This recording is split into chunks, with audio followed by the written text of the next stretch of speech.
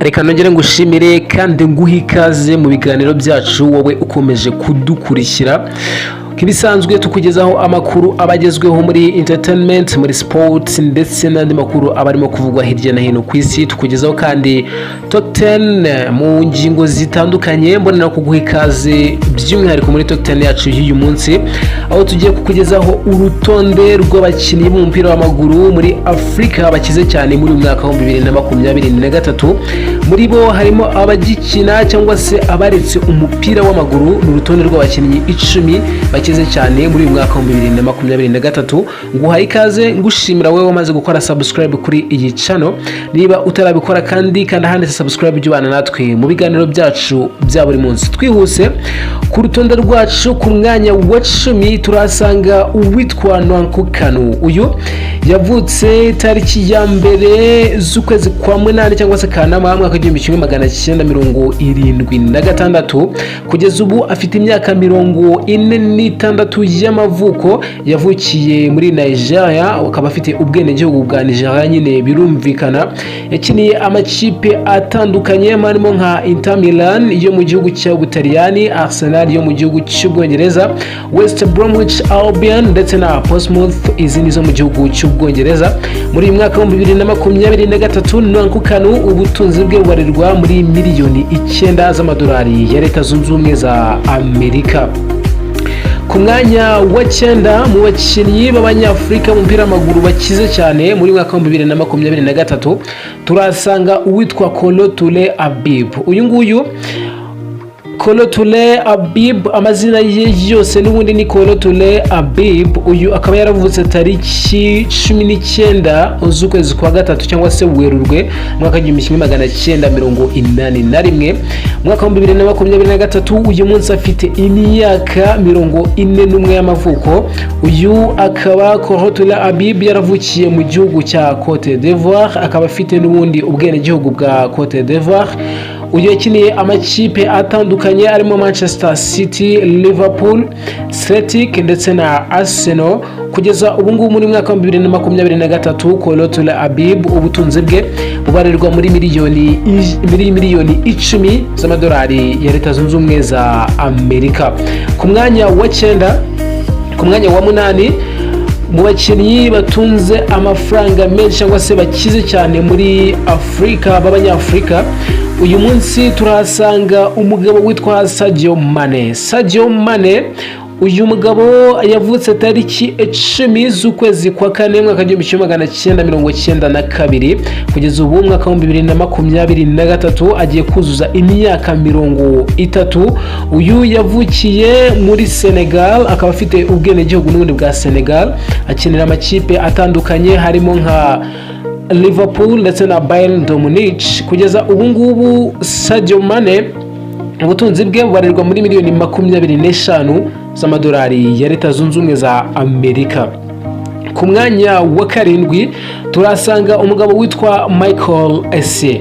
Michael Essien amazina ye ubundi yose yitwa Michael Koja Essien, akaba yaravutse tariki ya 3 Ukuboza mwaka wa 1982. Uyu afite imyaka 41 uyu munsi mwaka wa 2023.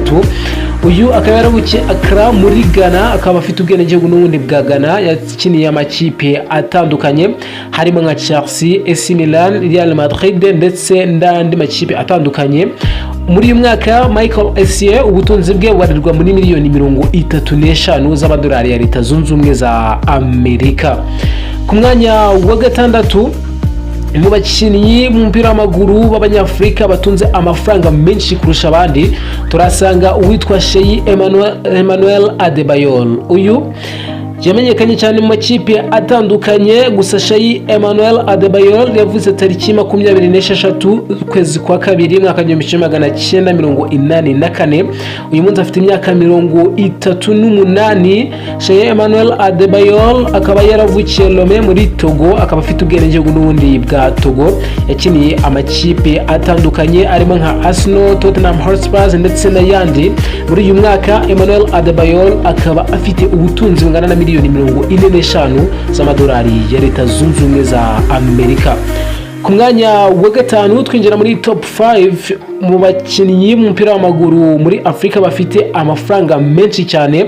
Turasanga umugabo witwa John Obi Mikel yavutse tariki 22 z'ukwezi kwa kane mwaka w'igihumbi kimwe magana cyenda 87. Ubu afite imyaka 35 y'amavuko. Yavukiye muri Nigeria, akaba afite ubwenegihugu n'ubundi bwa Nigeria. Yakiniye amakipe atandukanye. Muri mwaka wa 2023 ubutunzi bwe burabarirwa muri miliyoni 45 z'amadolari ya Leta Zunze Ubumwe za Amerika.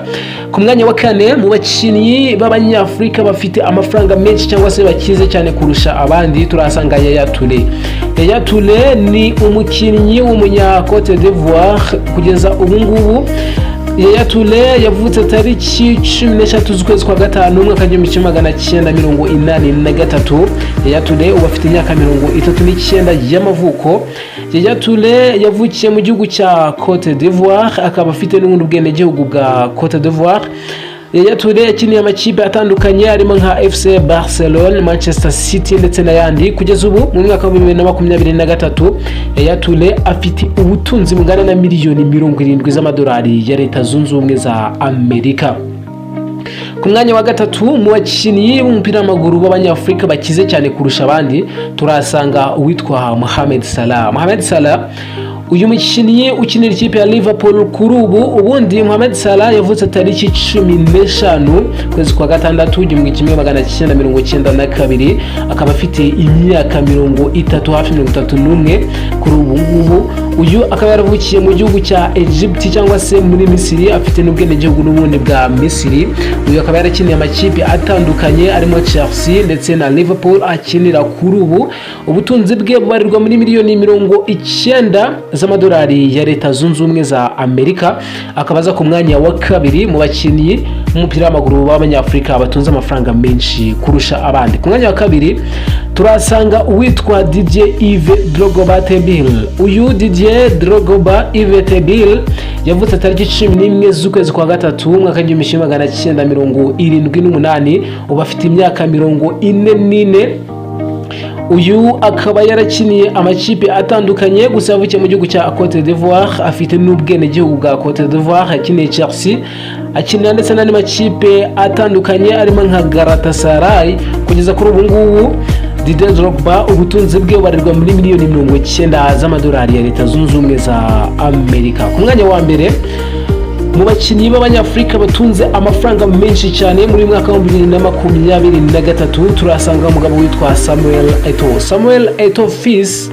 Yavutse tariki 10 z'ukwezi kwa gatatu mwaka w'igihumbi kimwe magana cyenda 81. Bafite imyaka 41. Uyu yavukiye Douala muri Cameroon, akaba ari n'umunya Cameroon n'ubundi. Yakiniye amakipe atandukanye harimo nka Barcelona, Chelsea, Inter de Milan ndetse n'andi.